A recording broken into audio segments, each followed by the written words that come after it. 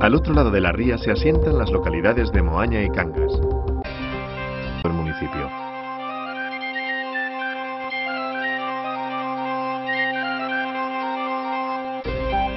En el centro de la villa destaca la Excolegiata de Santiago. Data del siglo XVI y exhibe una fachada de estilo renacentista.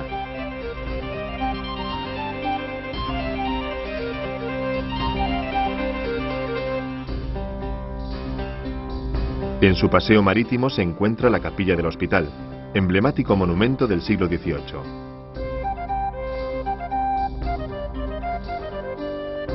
Junto a esta capilla se extiende su puerto deportivo. La proximidad con Vigo la hace depender en parte de esta ciudad. Por ello, existe una línea regular de transporte marítimo que permite una efectiva comunicación entre Vigo y Cangas. Como en casi todas las poblaciones costeras, su sector pesquero cobra una gran importancia, aunque el sector servicios gana cada día más protagonismo debido a que toda la zona es un importante enclave turístico. Sus magníficas playas se extienden hacia la entrada de la ría, con bellos arenales como Nerga, Barra o Melide, que goza de una privilegiada vista de las Islas Cíes.